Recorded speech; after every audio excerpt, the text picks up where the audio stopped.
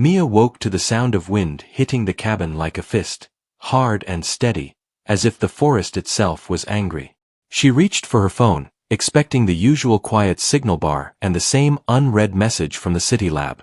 Instead, the screen was dark, not dead, just empty, like it was afraid to speak. She sat up, listening. No birds. No crickets. Not even the small scratch of a mouse in the walls. Only the wind, and something else, something softer, like wood bending the wrong way. She stepped outside barefoot before she fully understood what she was doing, her breath turning white in the cold morning air. The research cabin should have been the safest place she knew. It sat far from the road, hidden behind tall pines and thick brush, built with her savings and her stubborn hope.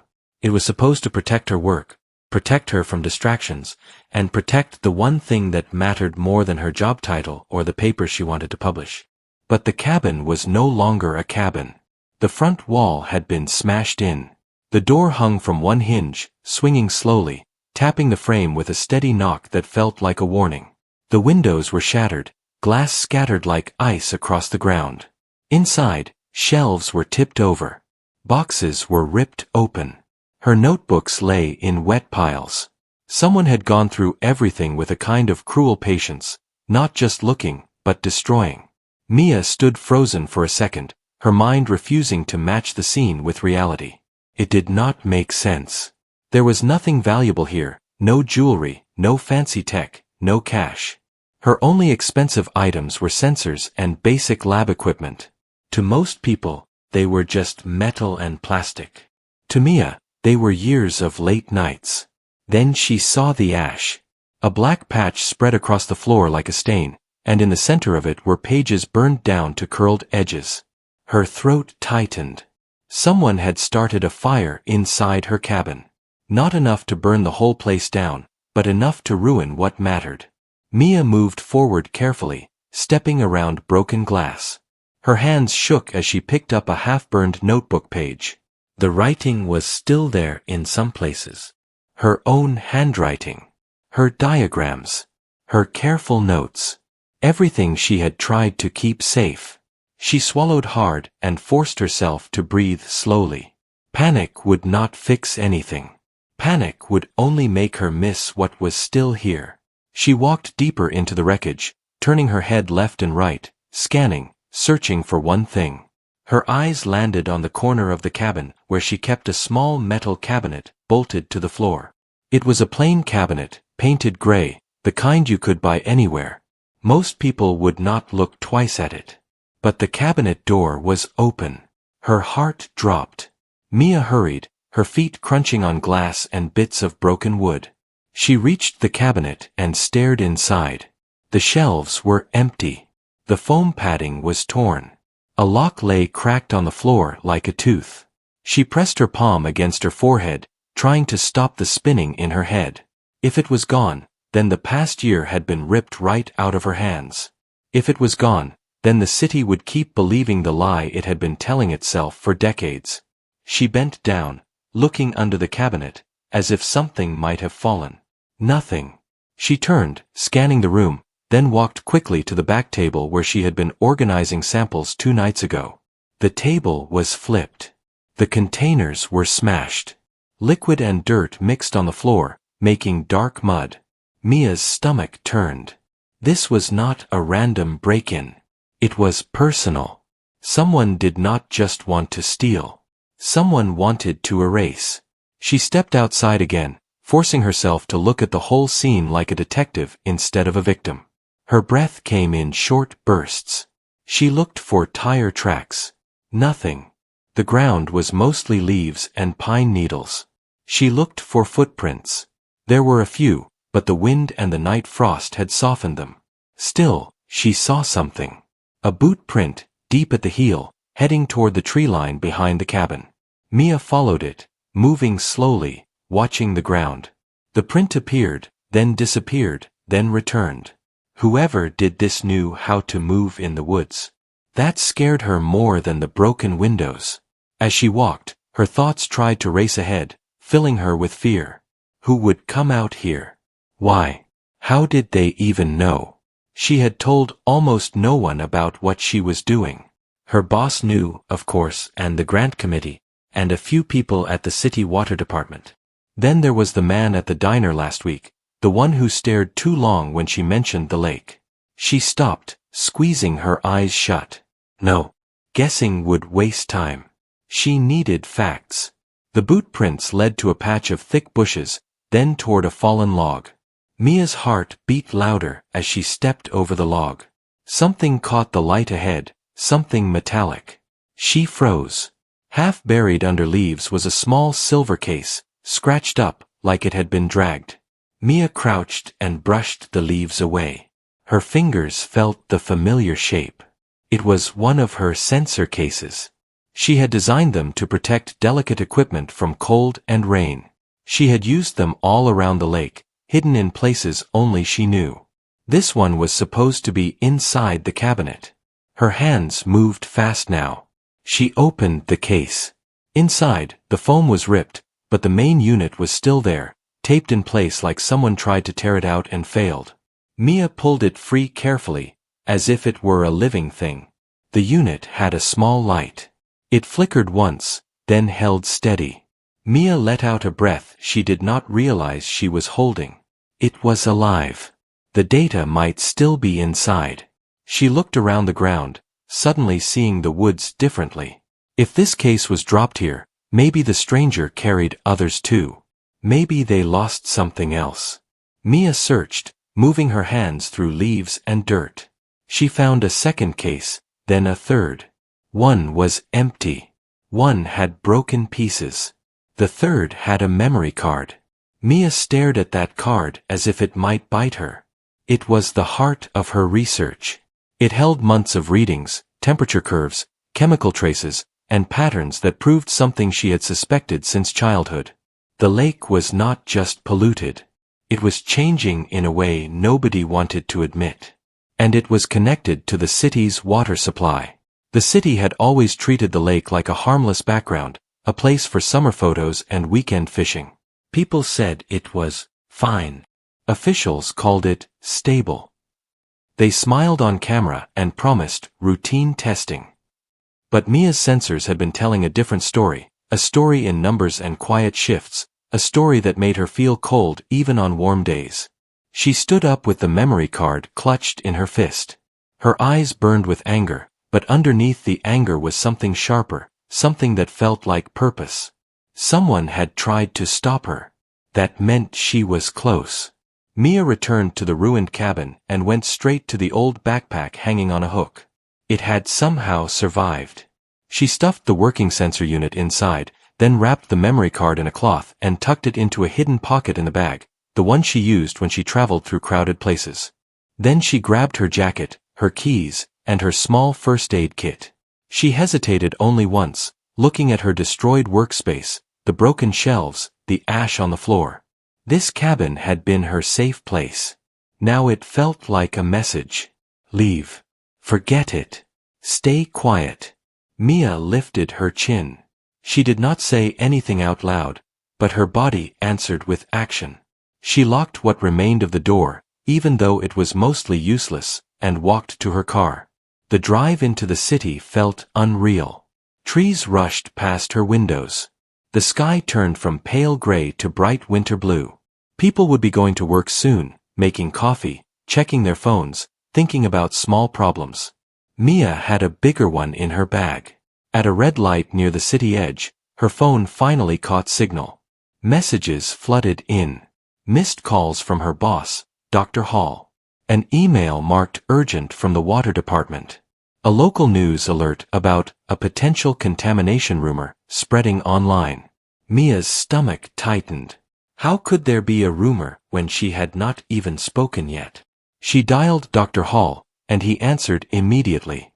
Mia, he said, his voice tight. Where are you? My cabin was destroyed, she said, keeping her voice calm by force. Someone broke in. They tried to burn my notes. Silence on the other end for a second, then a rough exhale. Are you safe? I'm fine, she said. But they were looking for the sensor data. Another pause. What do you mean they? Mia looked through her windshield at the line of cars ahead. Someone who knew exactly what to target, she said. Someone who wanted to erase it. Dr. Hall's voice lowered. Mia, listen carefully. Do not go to the lab yet. Come to my office. Now. She felt her pulse jump. Why? Because people are asking questions, he said. And not the good kind. The water department called. They say someone sent them a copy of your preliminary charts. Mia gripped the steering wheel. That's impossible. I didn't send anything. I know, Dr. Hall said. That's why you need to come here. I want to see what you have, and I want you off the roads as soon as possible. Mia forced herself to breathe again. Okay, she said. I'm on my way. She hung up, but her hands did not relax. Someone sent her charts. Someone had her data. Or at least part of it. The thought hit her like a stone. If the stranger did not destroy everything, if they stole enough to twist the story, they could use it to control the city's reaction. They could make her look like a liar. Or worse, they could make the truth sound like a joke. Mia drove faster, staying careful but refusing to waste time. When she reached the university building, she did not park in the main lot. She chose a side street and walked in through a back entrance, her bag tight against her shoulder. Dr. Hall's office door opened before she even knocked. He was an older man with tired eyes, and for the first time since she met him, he looked scared. Come in, he said quickly, then locked the door behind her. Mia pulled the sensor unit and the memory card out of her bag and placed them on his desk. Dr. Hall stared like he was looking at a small bomb. You saved it, he whispered. I found it in the woods behind the cabin, Mia said. They dropped it. Or maybe they thought it was broken. Dr. Hall picked up the memory card carefully, then looked at Mia. You need to understand something, he said. This research was always going to make enemies. Mia's jaw tightened. Enemies who destroy cabins. Enemies who protect money, he said quietly. Enemies who protect reputations. Enemies who will smile in public and bite in private. Mia leaned forward. Then why are my charts already out there? Dr. Hall opened his laptop, fingers moving fast. Because someone wants to control the story before you speak, he said. Look. He turned the screen toward her. It was an email forwarded from the water department. Attached were images of charts, but the labels were wrong. The time frames were cut. The scale was changed. It made the situation look smaller than it was, like a harmless spike that had already passed. Mia's eyes narrowed. They edited it, she said. Dr. Hall nodded.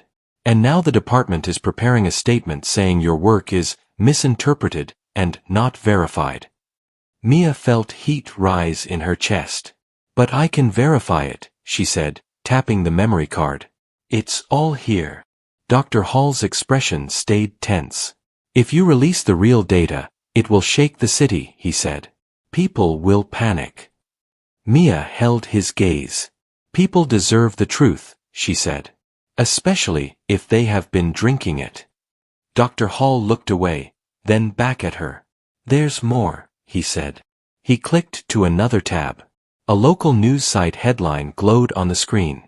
City officials deny online rumors about water safety. Citizen group demands investigation. Anonymous source claims researcher is seeking attention. Mia stared at the words, her throat going dry. Anonymous source. Seeking attention. Her name was not in the headline yet, but she could feel it coming like thunder. She set her hand on the memory card, as if to claim it, as if to remind herself that this was real, that she was not crazy, that she had not imagined the numbers at midnight in a cold cabin. What do we do? She asked, voice low. Dr. Hall hesitated, then said, We do it the right way, and even as he said it, his eyes showed doubt, like he was not sure the right way would keep her safe. Mia's phone buzzed on the desk. Unknown number. It rang once, then stopped. Then a message appeared. She did not open it right away. Her fingers hovered over the screen, her heart beating louder than before. Dr. Hall watched her. What is it? Mia swallowed and tapped the message. Only 5 words appeared. Stop now or the city pays. Mia felt the room tilt, not from fear alone, but from the weight of what it meant. Someone was not just threatening her. They were threatening everyone. She looked up at Dr. Hall, her eyes steady now. They're scared, she said. Dr. Hall's voice was barely a whisper. Mia, please be careful. Mia closed her hand around the memory card and stood. I was careful, she said. That's why I saved it. She took a slow breath, and in that breath, she made a decision. If someone wanted to keep the city blind, then she would have to open its eyes. Even if the whole city went silent when it finally understood what she had saved. Mia did not go home that night. Dr. Hall insisted she stay inside the university guest wing, a quiet floor used for visiting speakers who rarely showed up anymore. The hallway lights were soft and yellow, and the walls smelled faintly of old books and cleaning soap. It should have felt safe. It did not. She sat on the edge of the narrow bed with her backpack still on her shoulders, as if taking it off might invite something bad to happen. Outside the window, the city glowed. Cars moved like slow rivers of light. Somewhere out there, people were drinking water without a second thought. Mia opened her laptop and plugged in the memory card. Her hands were steady now. Fear had burned itself out, leaving something harder and clearer behind. The files loaded one by one. Long rows of numbers. Time stamps. Color-coded graphs. She had seen them before, alone in the cabin, with only the sound of wind and trees. But here, in the city, they felt louder. She began checking for damage. The stranger had not erased anything. The data was whole, clean, strong. Mia leaned back and closed her eyes for a moment. They had tried to scare her. They had failed. A soft knock came at the door. Mia froze. It's me, Dr. Hall said quietly. She stood and opened the door just enough to see him. He looked older than he had that morning, his shoulders heavy, his face drawn tight by worry. I brought food, he said, lifting a small bag. You should eat. She nodded and let him in. They sat at the small desk together, the laptop between them like a shared secret. Dr. Hall watched the screen as Mia scrolled. It's worse than we thought, he said. Mia nodded. The change is slow, but it's steady. The chemical shift is linked to the filtration intake. It means the system is pulling from deeper layers than they admit. Dr. Hall rubbed his temples. If this goes public without preparation, people will panic. Mia looked at him. They are already being lied to. Silence filled the room. Dr. Hall sighed. I'm not saying you're wrong. I'm saying this city has a long memory. And powerful people. Mia's phone buzzed again. Unknown number. She did not hesitate this time. She showed the screen to Dr. Hall. He frowned. Do not reply. I wasn't planning to, Mia said. The phone buzzed again. This time, it was a different number. Then, another. Mia turned the phone face down. They are trying to break your focus, Dr. Hall said. They are trying to make me feel small, Mia replied. She stood and paced the room slowly. They destroyed my cabin. They edited my charts. Now they are sending threats. That means the data scares them. Dr. Hall watched her carefully. What are you thinking? I'm thinking we stop letting them control the timing, she said. We release the full data. All of it. Publicly. His eyes widened. Tonight. Yes, Mia said. Before they twist it again. Dr. Hall stood and walked to the window. He looked down at the city for a long moment. If we do this, he said, there is no going back. Mia stopped pacing. There was no going back when they burned my work. He turned to her slowly. You will be the face of this, he said.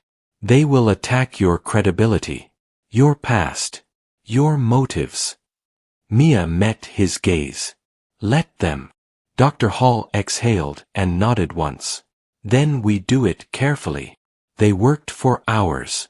They prepared a clean report, written in clear language, with charts that could not be misunderstood. They added explanations. They added comparisons. They showed patterns over time.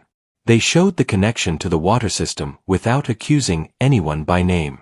Facts only. At midnight, Dr. Hall made a call to a journalist he trusted, a woman named Lena who had built her career on asking hard questions without shouting. At 12:30, the files were sent. At 1:15, Mia's name appeared online. Not in a headline yet. In a thread. In a quiet corner of the internet where people who cared about numbers gathered. By 2, the thread had spread. By 3, it was everywhere. Mia sat on the bed, refreshing the page, watching comments appear faster than she could read. Some were confused. Some were angry. Some were scared. And some said thank you. Her phone rang. This time, it was not an unknown number. It was her sister, Sarah. Mia answered. Is it true? Sarah asked, her voice shaking. People are sharing your name. Yes, Mia said softly. Why didn't you call me? Sarah said. Mia closed her eyes. I wanted to be sure first. There was a pause. Then Sarah said, I'm proud of you. But I'm scared. I know, Mia said. I am too. They hung up, and Mia set the phone aside. The city did not sleep. By morning, news vans were parked outside the university. Officials held an early press conference, their faces stiff, their words careful. They said there was no immediate danger. They said testing was ongoing. They said the public should remain calm. Mia watched it all on a small screen in the guest room. Dr. Hall stood beside her, arms crossed. They are buying time, he said. Mia nodded. They always do. Another knock came at the door, louder this time. Security. Dr. Hall opened it. 2 guards stood outside, their expressions serious but not hostile. There is someone asking for Dr. Hall, one said. From the water department. Dr. Hall glanced at Mia. She stood. I'll come too. The meeting room downstairs was cold and bright. A long table cut the space in half. On one side sat Dr. Hall and Mia. On the other sat 3 people in neat clothes with tight smiles. One man leaned forward. Miss Mia, he said. We are concerned about the way this information was released. Mia kept her voice calm. I am concerned about the information itself. The woman beside him cleared her throat. You should have brought this to us privately. I tried, Mia said. For months. The third person, a quiet man with sharp eyes, tapped a folder. Your methods are being questioned. Mia smiled slightly. Then test them, she said. Independently. Silence followed. The sharp-eyed man looked at her for a long moment. You understand what you are risking, he said. Mia leaned forward. Do you understand what you already risked? The woman shifted in her seat. The man stood. This meeting is over, he said. As they left, Mia felt her legs tremble for the first time since the cabin. Dr. Hall placed a hand on her shoulder. You did well. Outside, the noise had grown. People were gathering. Reporters shouted questions. Cameras flashed. Mia stepped out into the light. Lena was there, pushing through the crowd. Mia, she called. Just one question. Mia stopped. Lena raised her mic. Why keep going when you were clearly warned? Mia looked straight ahead, past the cameras, past the fear. Because someone tried to erase the truth, she said. And failed. The clip went viral within an hour. But so did something else. A short video appeared online, posted from an anonymous account. It showed the inside of Mia's cabin. The broken shelves. The ash. The open cabinet. The caption read, "This is what happens to people who lie." Mia watched it in silence. Dr. Hall cursed under his breath. "They want to make you look unstable," he said. Mia shook her head. They want to scare others. Her phone buzzed again. Unknown number. This time, she answered. A distorted voice spoke. You should have stayed quiet. Mia did not raise her voice. You should not have destroyed my cabin. A pause. You think you saved something, the voice said. You have no idea what you started. Mia felt her heart pound, but she did not let it show. I know exactly what I started, she said. And the city is watching now. The call ended. Mia lowered the phone slowly. The sky above the city was bright and clear. People filled the streets, talking, arguing, sharing links, asking questions. The truth was no longer hers alone. And somewhere in the noise, someone was realizing they had underestimated what she saved. The city changed its sound before it changed its mind. Mia noticed it first in the early morning hours, when she stood by the guest wing window and listened. The usual rhythm of traffic was still there, but underneath it was something else. A low hum of voices. Movement. Restlessness. The kind that came before a storm, not in the sky, but in people. She had not slept. Every time she closed her eyes, she saw the cabin again. The broken door. The ash. The open cabinet. But now, those images no longer felt like defeat. They felt like proof. Dr. Hall joined her just after sunrise. He carried 2 cups of coffee and the tired look of a man who knew history was shifting faster than he could track. They are calling an emergency council meeting, he said.